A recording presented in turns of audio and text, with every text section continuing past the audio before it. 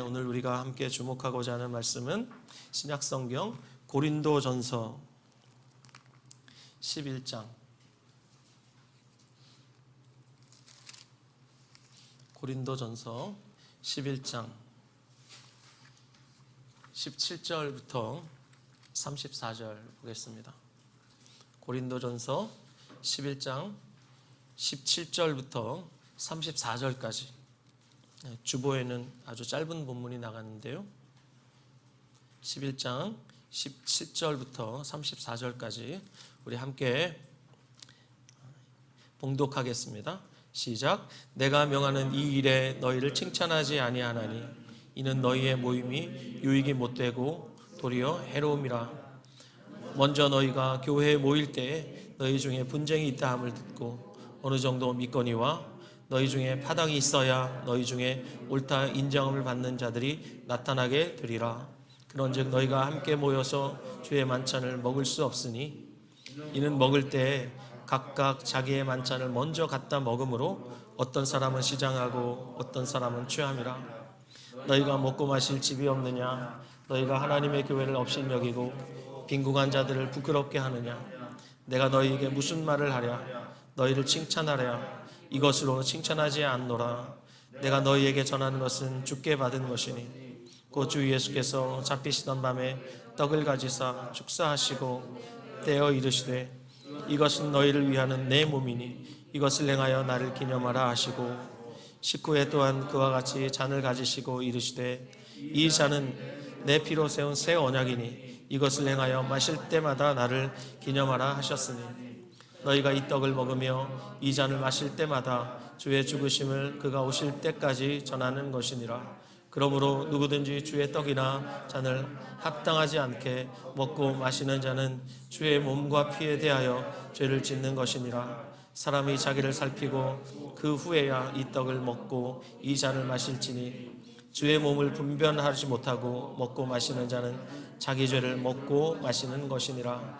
그러므로 너희 중에 약한 자와 병든 자가 많고 잠자는 자도 적지 아니하니 우리가 우리를 살폈으면 판단을 받지 아니하려니와 우리가 판단을 받는 것은 주께 징계를 받는 것이니 이는 우리로 세상과 함께 정죄함을 받지 않게 하려 하심이라. 그런즉 내 형제들아 먹으러 모일 때 서로 기다리라. 만일 누구든지 시장하거든 집에서 먹을지니 이는 너희의 모임이 판단 맞는 모임이 되지 않게 하려 함이라.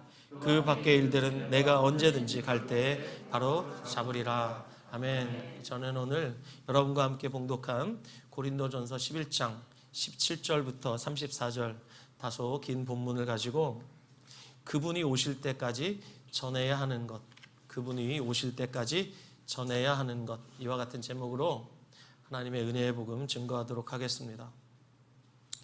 최근에 제가 호영호재하는 선교사님 한 분과 교제를 나누다가 요즘 교회의 현실 이야기를 좀 듣게 되었습니다. 그분은 분당에 있는 모 교회에서 아프리카로 파송받으셔서 지난 20여 년간 그곳에 있는 영혼들을 섬겨 오신 선교사님이십니다. 오랜만에 코로나가 거치고 파송교회에 와 보니까 이 성도들의 교제가 코로나 이전과 너무 달라졌다는 것을 느꼈다는 거예요. 함께 모여서 예배하고 교제는 하는데 그 교제의 깊이가 너무나 피상적이라는 느낌을 받았다는 거예요. 그렇습니다, 여러분.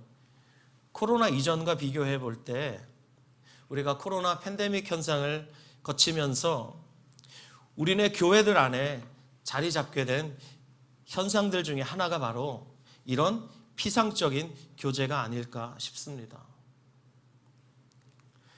코로나 이전에는 일과 생활의 균형, 즉 소위 워라밸이라는 사회적 중요한 이슈가 있었습니다. 어떻게 일과 생활의 균형을 이룰 것이냐. 그래서 수많은 사람들이 이제는 연봉을 많이 준다 그래도 일과 생활의 균형을 이루지 못하는 직장이라면 선호하지 않게 됩니다. 이것이 코로나 이전에 우리 사회의 중요한 이슈였어요. 그런데 코로나 팬데믹 현상을 거치면서 우리 사회에 또 다른 이슈가 하나 떠올랐는데, 그것은 홀로와 함께라는 이 두 사이의 균형입니다. 이제는 홀로 예배 드리는 것이 너무나 편안해진 시대가 되었어요. 굳이 예배실로 가지 않아도 인터넷으로 얼마든지 예배 드릴 수 있다라는 인식이 우리네 마음속에 자리 잡기 시작했어요. 그래서 코로나 팬데믹을 거치고 이제 엔데믹 시대가 되었지만 여전히 한국 교회의 20%에서 30%가량은 여전히 온라인에 머물러 있습니다. 이것이 우리네 현실입니다. 또 함께하는 것은 어떻습니까, 여러분? 홀로 예배 드리는 것이 너무 편해진 나머지 함께 모이는 것에 대한 두려움이 있을 뿐 아니라 나에게 유익하면 그 관계를 우리라는 관계 안에서 계속 지속하려 하지만 나에게 어떤 불이익이나 불편함이 있으면, 나에게 무익하다 싶으면 우리는 곧잘 그 관계를 끊어버려요. 여러분, 나에게 유익하면 우리는 어떤 불편함이라도 감수하면서 우리라는 관계를 유지하려고 하죠. 이건 세상 모든 사람들이 동일하게 추구하는 선택적인 관계입니다. 어렵지 않습니다. 나에게 유익하면 사람들은 그렇게 합니다. 불편해도 나에게 유익이 있다고 생각하면 그 관계의 자리로 나아가요. 그렇죠? 어렵지 않습니다. 그러나 정말 어려운 건 나에게 무익함에도 불구하고 어떤 손해와 불편함도 감내하면서 우리라는 관계를 추구하고 유지하는 거예요. 이게 진짜 어려운 거예요. 혼자서 요즘 쓰는 말로 아싸라게 그냥 마음 편하게 예배드리는 것, 이건 누구에게나 너무나 쉬운 거예요. 그렇지만 불편함을 굳이 내가 감내하면서까지, 마음의 어려움을 감내하면서까지, 관계의 어려움을 내가 감내하면서까지 굳이 예배실로 가서 예배를 드려야 하는가? 그 공동체 안에서 내가 이런 어려움을 겪어야 하는가? 이것이 코로나 팬데믹을 거치면서 우리 안에 자리 잡은 엄연한 현실입니다. 여러분, 바울 사도가 말세의 특징을 한마디로 고통하는 때라고 말했죠. 지난번 우리 백승민 목사가 설교한 바에 의하면 말세의 특징은 고통하는 때입니다. 그러면서 디모데후서 3장 2절부터 바울 사도가 가장 먼저 언급한 현상이 무엇입니까? 이 고통하는 말세 가장 먼저 언급된 현상이 무엇입니까? 바로 자기 사랑입니다. 사람들이 자기를 사랑합니다. 이 지독한 자기 사랑, 바울 시대에도 그랬고 21세기를 살아가는 지금도 그렇고 우리에게 그렇게 낯설지 않습니다. 그런데 이 지독한 자기 사랑이 언제부터 시작됐냐? 첫사람 아담이 타락했을 때 이 죄가 생명 안에 들어와서 그 하나님의 그 충만한 생명을 총체적으로 부패시켰을 때, 그때 하나님이 될 줄 알고 선악과를 먹었는데 그 결과가 무엇입니까, 여러분? 하나님처럼 되었습니까? 아닙니다. 지독한 자기 사랑이라는 이 올무에 사로잡힌 겁니다. 이 함정에 빠져버린 것입니다. 자, 그렇다면 이 지독한 자기 사랑으로 똘똘 뭉친 사람이 함께하는 우리 공동체 안에서 좋은 관계를 맺을 수 없다는 것은 불을 보듯 뻔하지 않겠습니까? 그래서 하나님은 어떤 한 사람을 예수님의 몸인 교회 공동체 안으로 부르실 때는 반드시 하시는 일이 있습니다. 그게 뭐냐면 자기 사랑밖에 모르는 옛사람을 예수님과 함께 십자가에서 못 박으신다는 거예요. 믿습니까? 믿습니까? 우리에게 아주 친숙한, 오늘 우리가 호영이의 찬양 인도를 통해서 함께 고백했던 십자가 그 위에 나 죽었네. 이 고백이 갈라디아서 2장 20절로부터 나왔는데, 갈라디아서 2장 20절에서 바울은 이렇게 고백했습니다. 내가 그리스도와 함께 십자가에 못 박혔나니 그런즉 이제는 내가 사는 것이 아니요 오직 내 안에 그리스도께서 사시는 것이라. 이전에 옛사람으로 살 땐, 지독한 자기 사랑으로 똘똘 뭉쳐 살 때는 내 마음속에 보좌에 내가 앉아 있었습니다. 거기 주님이 계실 자리가 없었어요. 그렇지만 바울 사도가 거듭났을 때, 그 거듭남이라는 것이 무엇인가 그가 깨달았을 때 이렇게 고백한 거예요. 내가 그리스도와 함께 십자가에 못 박혔나니 그런즉 이제는 내가 사는 것이 아니다. 내 인생의 보좌에 더 이상 내가 앉을 자리가 없구나. 이것이 거듭났다라는 말에 또 다른 설명이 될 것입니다.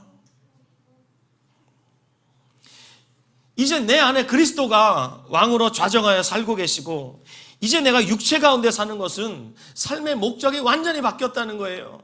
삶의 방향이 완전히 바뀌었다는 거예요. 삶의 이유가 완전히 바뀌었다는 거예요. 삶의 방식이 완전히 바뀌었다는 거예요. 그것은 나를 위하여, 나를 사랑하사 나를 위하여 자기 자신을 버리신 하나님의 아들을 믿는 믿음 안에서 사는 것이다. 믿음으로 사는 삶이다.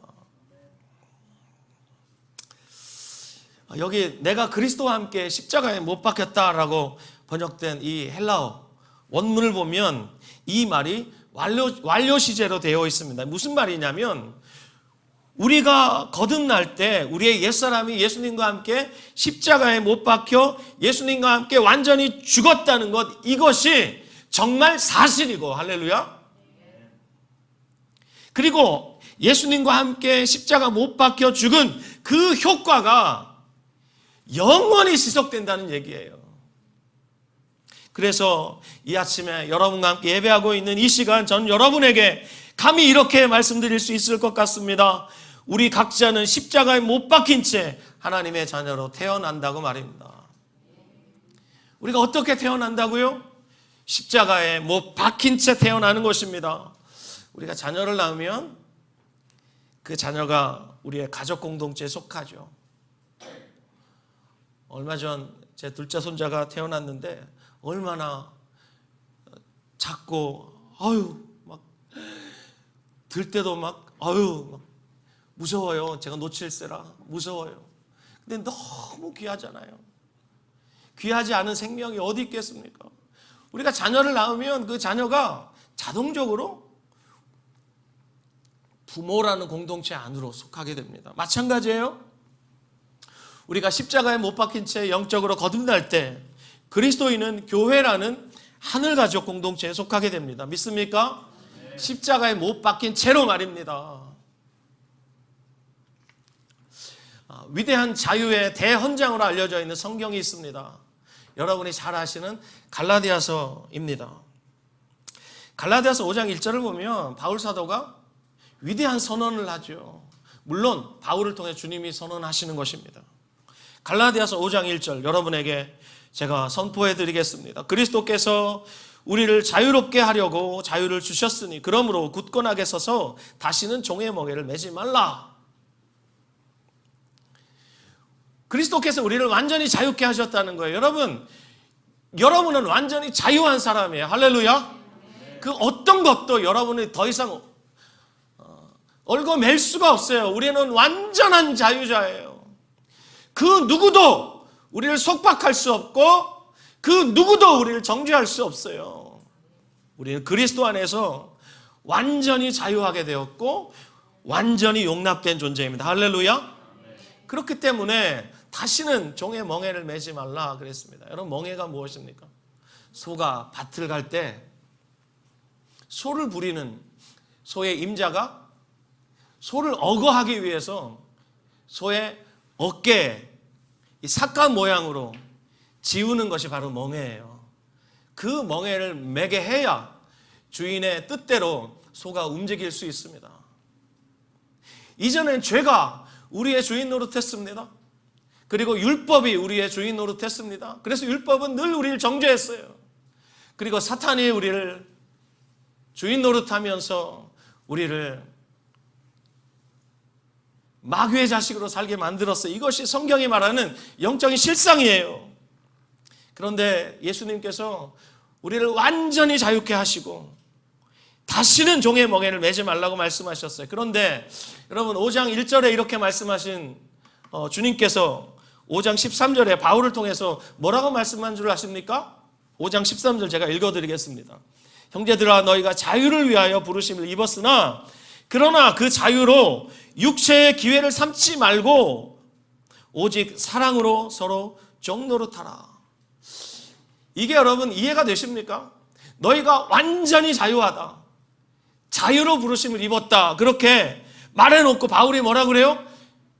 그 자유를 가지고 육체의 기회를 삼지 말아라. 그 자유를 제한한단 말이에요. 아니 완전히 자유하다고 말해놓고 자유를 막 제한하고 있어요. 그러면서 말도 안 되는 이야기를 하죠. 서로 종노릇하라 이렇게 말해요. 아니 종의 멍에를 매지 말라고 말해놓고 종노릇하라고 말해요.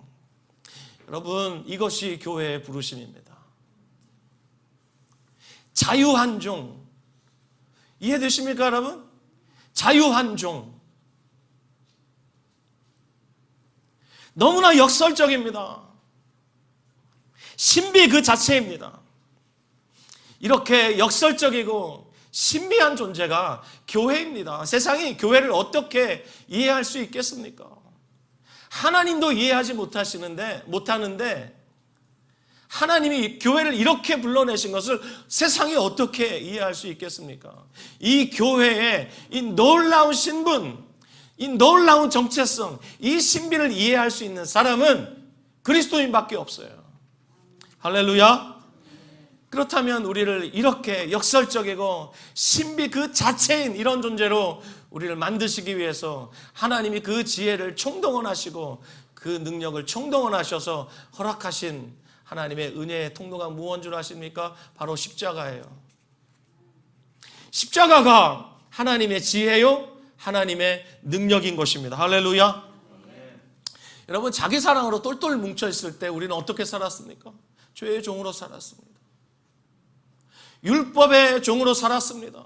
율법에 의해서 늘 정죄받기 일쑤였습니다. 누가 율법을 다 지켜서 구원에 이를 수 있단 말입니까? 그러므로 율법 앞에 서 있는 그 어떤 사람이라도 율법의 정죄로부터 자유할 길이 없었던 거예요. 또 우리는 이 사단의 정죄와 이 사단의 사망 권세 거기에 붙들려서 죽는 것이 두려워서 죽기를 무서워하면서 평생 그 죽음의 그 두려움 가운데 매여 종노릇했던 그런 사람입니다. 바로 그런 사람이 바로 어떤 사람입니까? 자기 사랑으로 똘똘 뭉쳐 있었던 사람, 나밖에 몰랐던 그 사람이 실상 어떻게 살았나 봤더니 철저한 종으로 살더라 이 말입니다. 이 종된 신분에서 우리를 영원히 해방시키시는 하나님의 지혜와 능력이 무엇입니까? 바로 우리의 옛사람을 예수님과 함께 십자가에 처리해 주시는 길밖에 없었지요.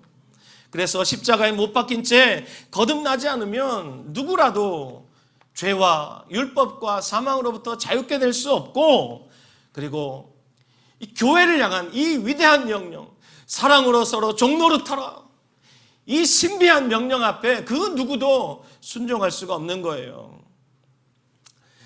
그래서 우리를 자유한 종으로 주님이 만들어내셨는데, 새로운 피조물로 만드셨는데, 문제는 여러분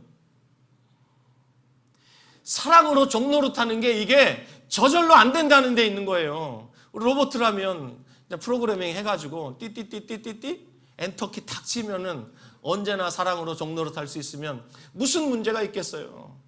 이게 저절로 안 되죠. 사랑해야지가 잘 됩니까?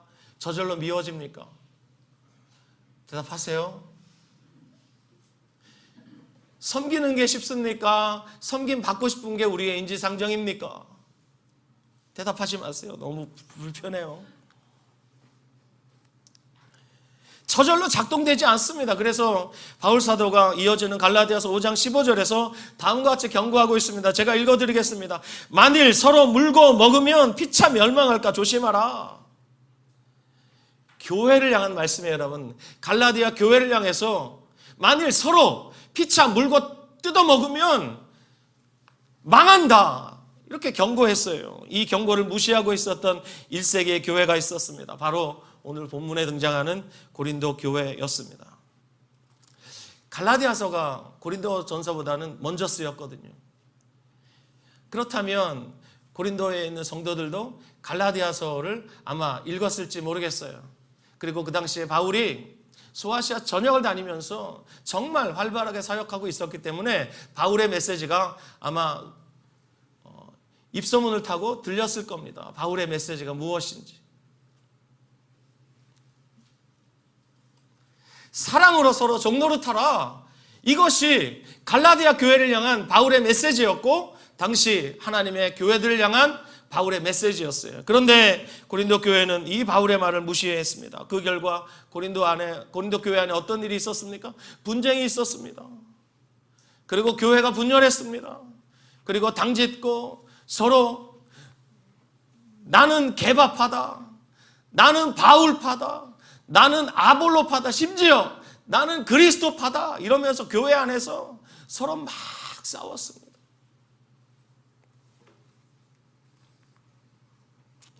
그런데 이 분열도 문제지만 더 큰 문제는 분열하면서 서로 싸우고 있었던 이 고린도 교회가 오늘 본문에서 우리가 함께 읽은 것처럼 주의 만찬을 함께 먹고 있었다는 겁니다. 여러분, 초대교회는 모일 때마다 주의 만찬을 먹었습니다. 주의 만찬이라고 번역되어 있는데 이것이 바로 성만찬을 가리키는 것입니다.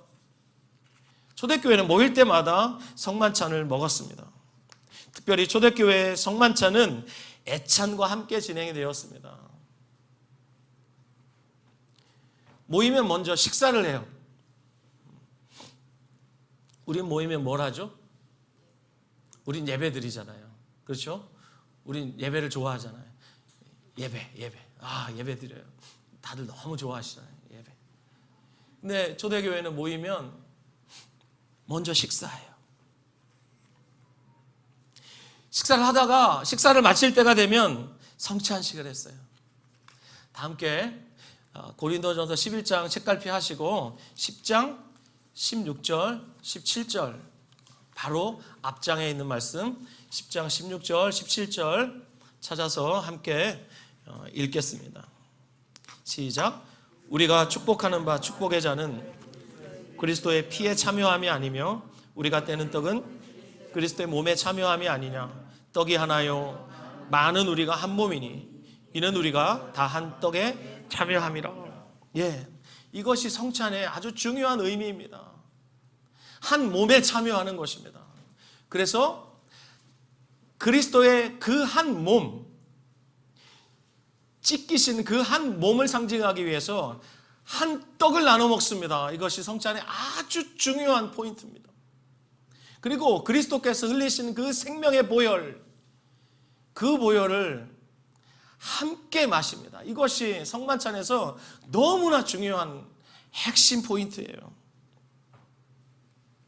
그래서 성만찬을 행하면서 우리가 반드시 확인해야 될 것이 뭐냐면 우리가 그리스도의 한 몸에 속한 각 지체라는 것, 그리고 우리가 예수 그리스도의 그 생명으로 우리가 오늘도 함께 살아가고 있다는 것, 이걸 확인하는 거예요. 할렐루야.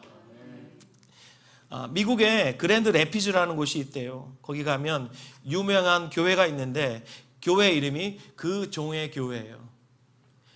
Church of the Servant라고. 그 종의 교회. 이 교회는 한 떡과 한 피에 참여한다는 이 성찬의 의미를 되살리기 위해서 하나의 빵을 사용한대요. 빵 하나. 그래서 성찬식을 시작하면 우리는 두 분의 장로님이 성찬위원으로 매달 번갈아 가면서 섬겨주시죠. 성찬식이 시작이 되면 장로님과 권사님 두 분이 앞으로 나오시잖아요. 그런데 그 종의 교회에서는 성찬식을 할 때 15명 정도가 앞으로 나간대. 한 번에 약 200명 정도가 성찬식을 행하는데 이 15명 정도가 앞으로 나와서 커다란 빵 하나를 가지고 돌린답니다.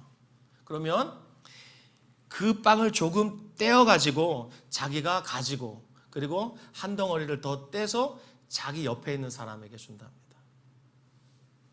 그러면서 이렇게 말한대요. 이 떡은 당신을 위한 그리스도의 몸입니다. 다 알고 있는 얘기를 해준다는 거예요. 그리고 이어서 하나의 포도주 잔을 돌리는데, 여러분 놀라지 마십시오. 돌려 마시는 게 아니라 갖고 있던 그 빵을 그 포도주에 찍어서 먹는다고 합니다. 그러니까 포도주 하나가 큰 잔에 담기겠죠. 그리고 그 잔을 돌리면서 모든 사람이 거기다 이렇게 찍어 먹는 거예요. 제가 대학 생활을 할 때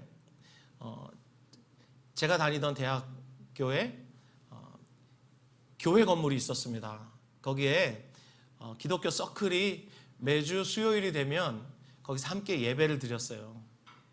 그때 기독교 서클 전체를 지도하셨던 목사님이 계셨는데, 지금은 소천하셨고 당시 감리교 감독회장까지 지내신 분이에요. 그분이 저희들을 영적으로 케어해 주셨는데, 성찬식이 굉장히 독특했습니다. 요대로 했어요. 떡 하나를 사람들이 나와서 떼어서 먹어요. 그리고 여러분 놀라지 마십시오. 포도주가 담긴 그 큰 이 컵이 있어요. 그 컵을 모든 사람이 입을 대고 마셔요. 한 명씩. 그러니까 성찬식을 할 때는 사람들이 빨리 앞으로 나가요. 먼저 먹으려고 빨리 나가요.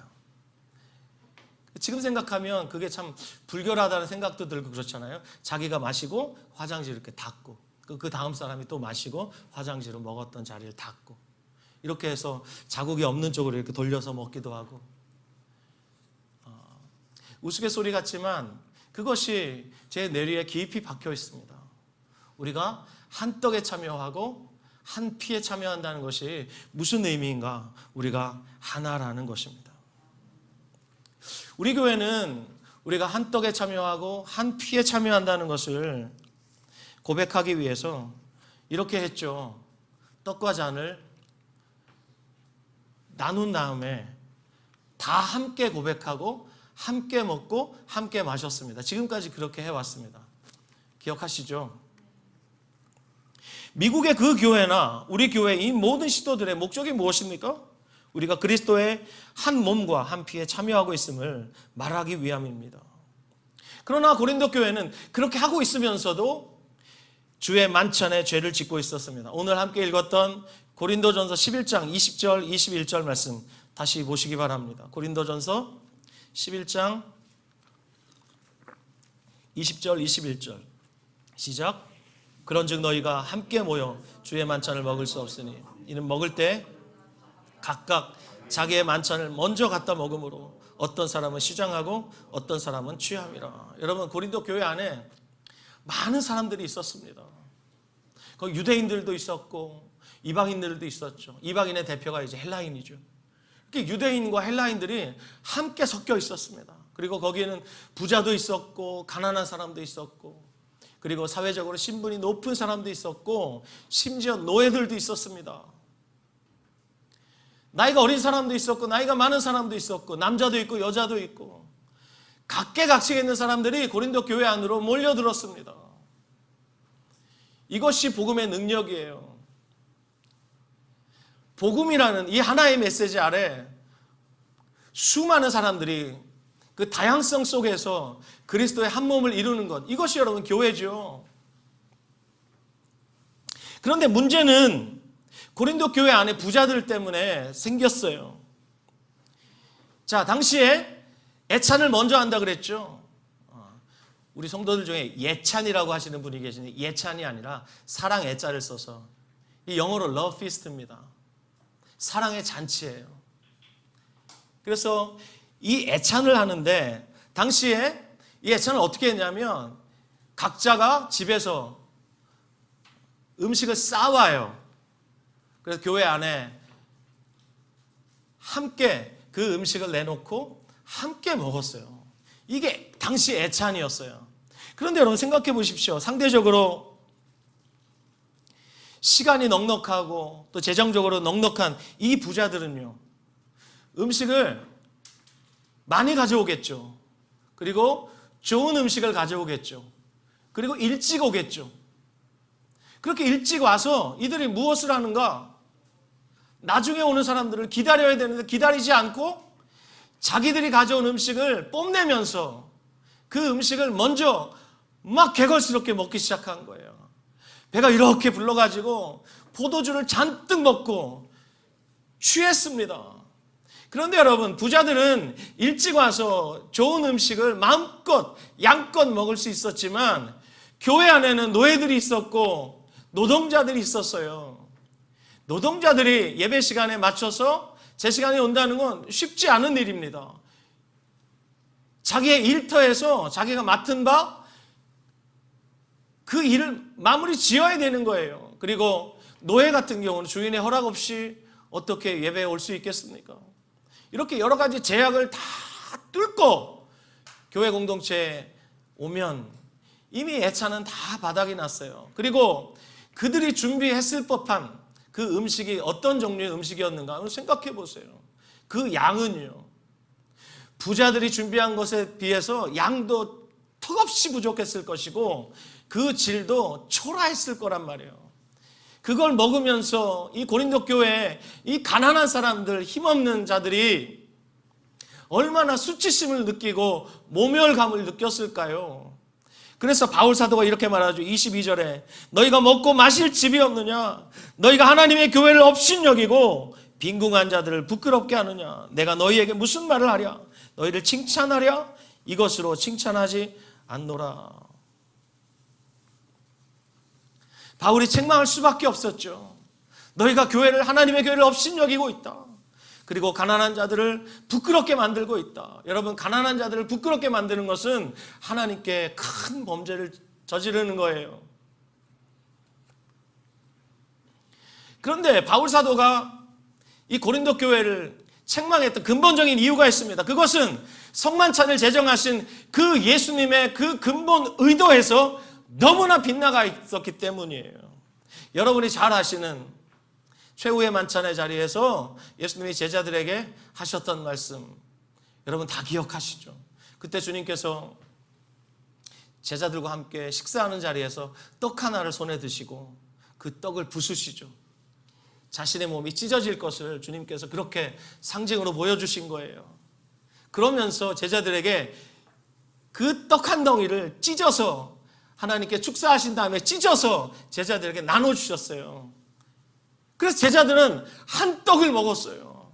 그리고 식후에 잔을 가지시고 제자들에게 주시면서 이것도 나눠 마시라 주님 말씀하시면서 제자들은 포도주도 한 잔에 속한 것을 나눠 마셨어요. 그래서 제자들이 한 떡과 한 피에 참여했어요. 그런데 고린도 교회는 예수님이 제정하신 성만찬의 이 형식은 그대로 갖추고 있었지만 예수님의 이 정신은 까마득하게 잊은 채 이 주의 만찬을 오염시켰어요. 주의 만찬마저 분열과 분쟁의 소재로 악용하고 있었어요. 이 악행을 저지르고 있었던 자들을 향해 바울 사도가 27절에서 이렇게 책망하죠. 27절 한번 읽어보겠습니다. 시작. 그러므로 누구든지 주의 떡이나 잔을 합당하지 않게 먹고 마시는 자는 주의 몸과 피에 대하여 죄를 짓는 것이니라. 예. 지금 고린도 교회의 범죄가 무엇입니까? 주의 떡이나 잔을 합당하지 않게 먹고 마시는 거예요. 여러분, 합당하지 않게 먹고 마신다는 말이 무슨 뜻이냐면 주의 몸과 피를 무가치하게 취급한다는 거예요. 여러분, 예수님이 십자가에서 그 몸 찢기시고 피 흘려 죽으심으로 우리의 구속을 성취하셨는데, 그렇다면 고린도 교회는 예수님의 그 십자가의 대속을 지금 대적하고 있는 것이나 마찬가지입니다. 이건 엄청난 범죄예요.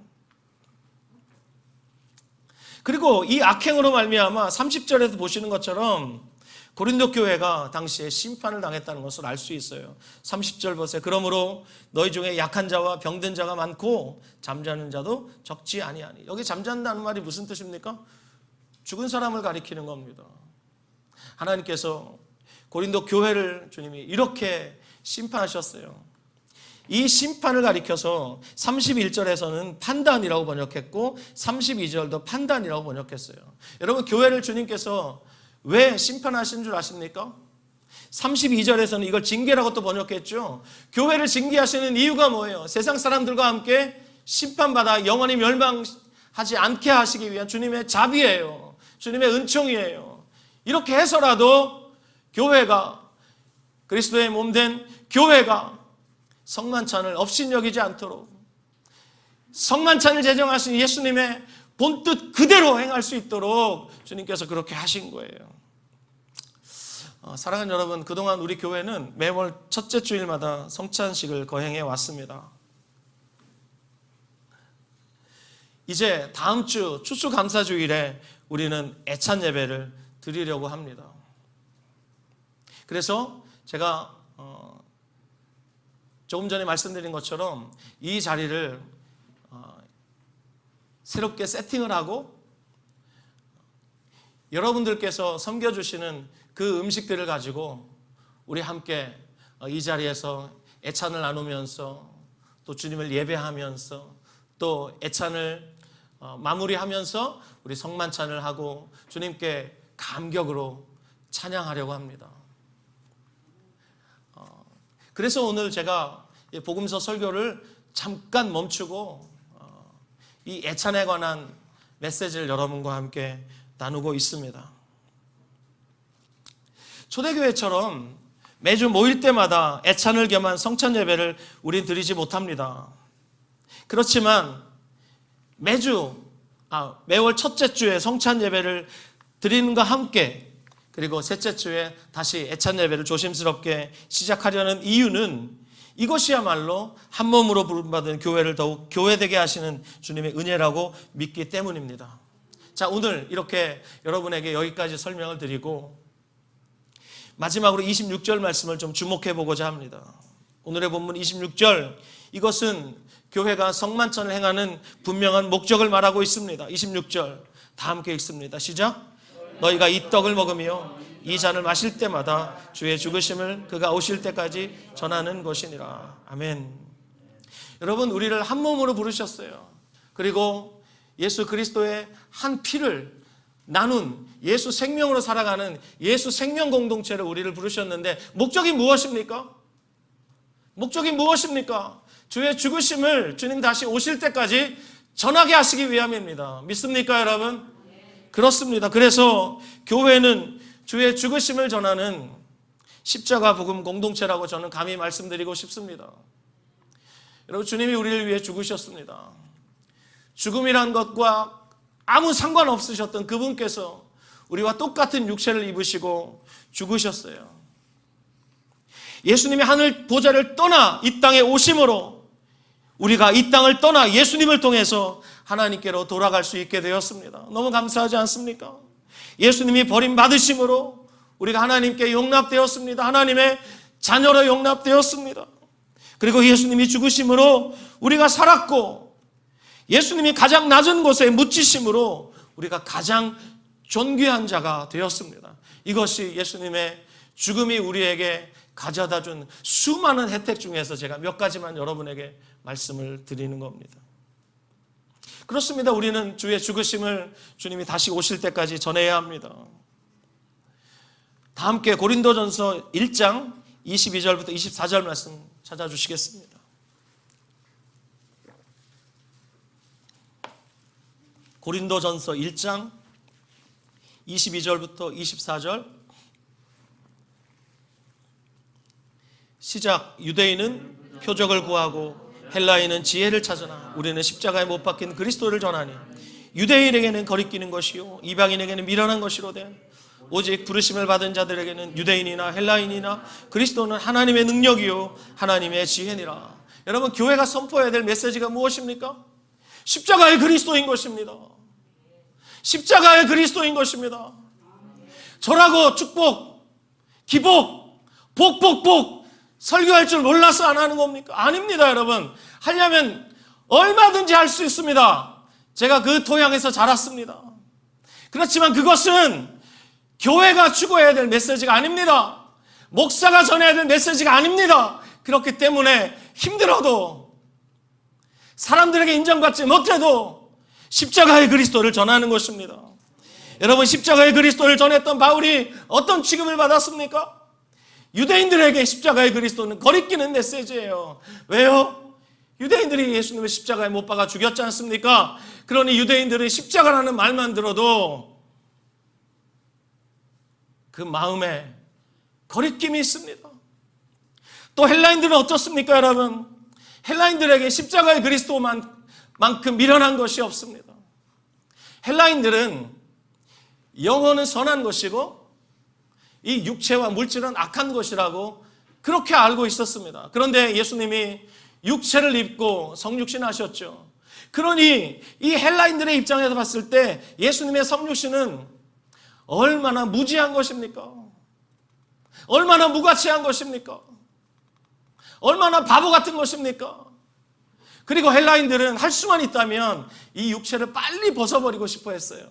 육체는 영혼의 감옥이라고. 그래서 영혼을 해방시켜 줄 수 있다면 이 육체쯤은 빨리 벗을 수 있는 거예요. 소크라테스가 악법도 법이다 그러면서 그 죽음 앞에서 그렇게 당당할 수 있었던 이유 중에 하나가 무엇인 줄 아십니까? 바로 이거예요. 육체는 천하기 때문에 벗어버릴 수 있으면 빨리 벗어버리는 게 좋은 거예요. 근데 예수님이 육체를 벗으셨죠. 십자가의 죽으심으로 예수님이 육체에서 해방되셨어요. 그런데 부활하실 때 어떻게 부활하셨어요? 다시 육체를 입고 육체로 부활하셨어요. 그러니 헬라인들이 볼 땐, 그들의 철학적인 사상으로 볼 땐 예수님의 그 십자가와 죽음과 부활이라는 이 메시지가 얼마나 미련한 것인지 모릅니다. 그렇지만 하나님의 구원을 얻는 저와 여러분에겐 예수님의 십자가의 죽음과 예수님의 장사되심과 예수님의 부활하심과 예수님의 승천하심과 하나님 보좌 우편에 앉으심이 우리에겐 구원의 능력이 되는 것입니다. 전 예전에 24절 말씀을 잘못 이해했습니다. 오직 부르심을 받은 자들에게는 유대인이나 헬라인이나 나 같은 사람 하나님이 능력 주시고 지혜 주셔서 그래서 하나님의 일을 마음껏 하고 하나님께 영광 좀 돌리고 나도 좀 뽀대나고 그런 목회를 제가 시작했습니다. 하나님 제게 능력 주세요. 적어도 1만 명은 주셔야죠. 그러면서 1만 명 성도 달라고 그렇게 눈물로 기도하고 하루에 몇 시간씩 기도하고 그랬습니다. 여기 증인들이 계세요. 그런데 보십시오, 여러분. 오직 부르심을 받은 자들에게는 누굽니까? 그리스도인들에겐 유대인이나 헬라인이나 하나님의 능력이 누구라고요? 그리스도가 하나님의 능력이다.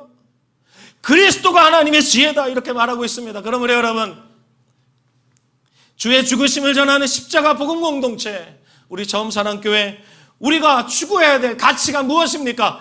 그리스도인 줄 믿습니다, 여러분. 그리스도를 따라야 되는 거예요. 그리스도가 우리 가운데 능력으로 일하시게 해야 되는 거예요. 그리스도가 우리 가운데 말씀하시게 해야 되는 거예요.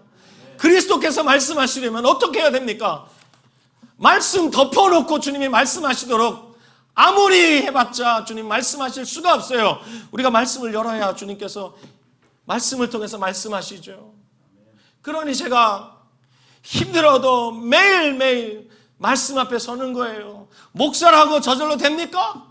그렇지 않습니다. 또 주님께서 우리 가운데 일하시게 하는 하나님이 허락하신 최고의 수단이 뭐예요? 하나님이 허락하신 은혜의 통로가 뭐예요? 기도해요. 너희가 기도하면 내가 시행하겠다라고 주님이 약속하셨잖아요.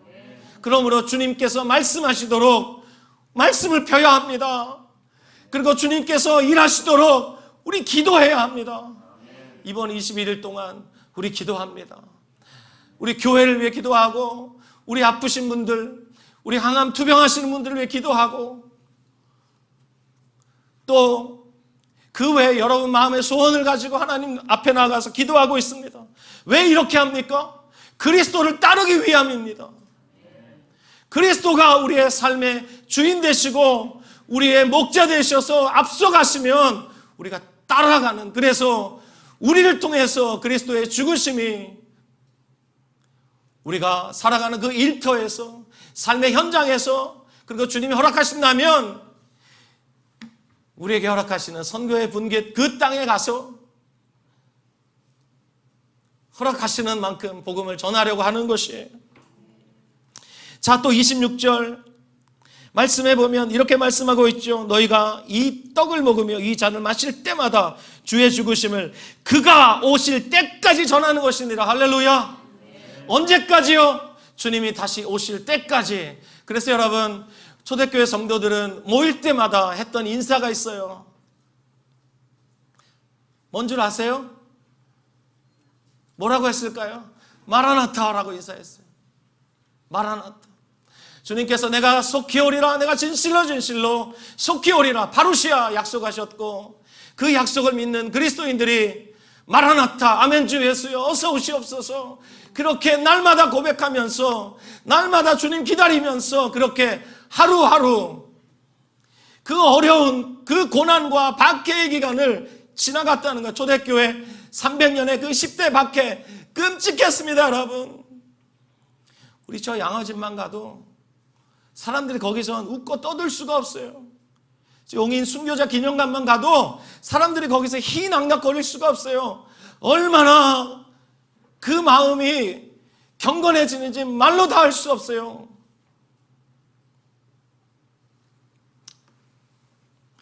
사랑하는 여러분, 우리들도 매일매일 마라나타 하면서 모일 때마다 마라나타 마라나타 이렇게 서로 인사하면서 이 하늘 소망 우리가 더 견고하게 붙들어야 하겠습니다. 할렐루야.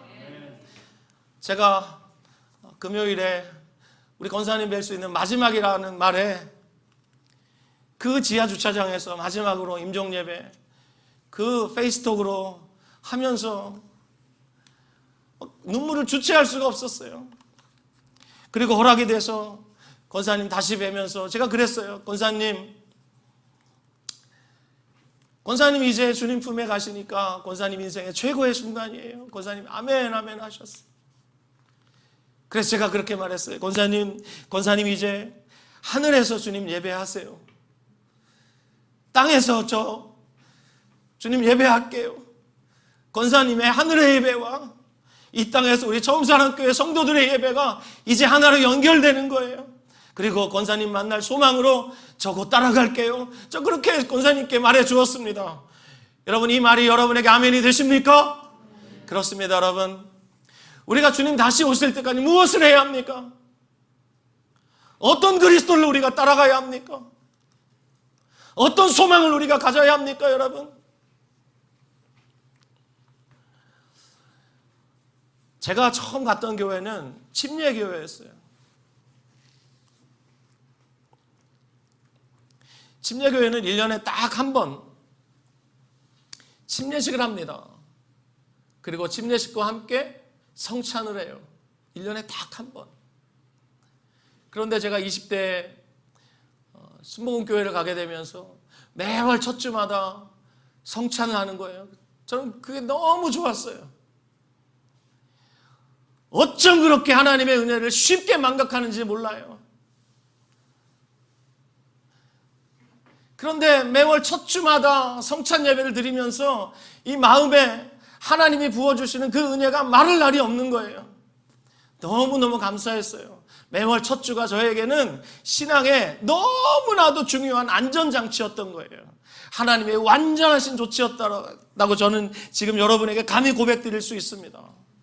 그래서 저도 개척하면서 매월 첫 주에 성찬 예배 드리기로 하고, 지금까지 뭐 특별한 일이 없는 한 매월 첫 주에 성찬 예배 드려왔습니다. 그런데 어느새부턴가 제 마음에 스물스물 올라오는 게 있어요. 자꾸 이것이 습관적으로 제 안에서 이게 반응이 나가는 거예요. 이걸 매너리즘이라 그러죠. 이 매너리즘에 빠지면 하나님의 은혜가 그때부터 그냥 물거품이 됩니다. 하나님의 은혜가 시시하게 보이고, 이 습관이 얼마나 무서운지 모릅니다. 그래서 다시 성찬과 애찬을 우리가 재개하면서 여러분과 함께 여러분에게 감히 종이 부탁하고 싶은 것이 있습니다. 여러분, 절대로 습관적으로 성찬을 대하지 마시기 바랍니다. 그건 주님의 몸과 피에 죄를 범하는 것입니다. 예레미야가 3장 22절 23절 말씀 여러분에게 선포해 드리겠습니다. 여호와의 인자와 긍휼이 무궁하심으로 우리가 진멸되지 아니함이니이다. 이것들이 아침마다 새로우니 주의 성실하심이 크시도소이다. 우리 매일 새로운 날을 맞이합니다. 그리고 매일 먹었던 밥 또 먹습니다. 그런데 여러분 아십니까? 우리에게 매일 지겨운 하루하루가 반복되는 것 같지만 오늘이라는 이 하루는 역사상 그 누구도 경험해보지 못했던 하루이고, 주님께서 당신의 전지하신 그 능력으로, 전능하신 그 능력으로 처음으로 베풀어 주시는 선물이에요. 그것이 바로 오늘이에요. 그리고 지금 예배드리고 있는 이 예배 시간, 이 공간엔 우린 다시 있을 수 없어요. 그러므로 이 시간은 전혀 새로운 시간입니다. 그런데 우리가 습관적으로 전혀 새로움을 느끼지 못한 채 매너리즘에 빠져서 매월 첫 주에 그렇지, 성찬주일이지, 셋째 주에 그렇지, 애찬주일이지, 이렇게 되면 우리가 그리스도의 몸과 피에 큰 죄를 범하게 되는 거예요. 사랑하는 여러분, 주께서 우리를 위해 죽으셨습니다. 그 주님의 그 피값만큼 우리가 살아야 됩니다. 모 복음의 증인이 외쳤던 그 메시지, 굳이 여러분에게 말씀드리지 않아도 여러분이 잘 아실 겁니다. 우리 그렇게 살아야 합니다. 매일매일 그렇게 살아야 할 줄 믿습니다, 여러분. 그래서 다음 주에 우리 애찬의 자리에서 우리 기쁨으로 마라나타 외치면서 함께 예배할 수 있기를 간절히 축원합니다.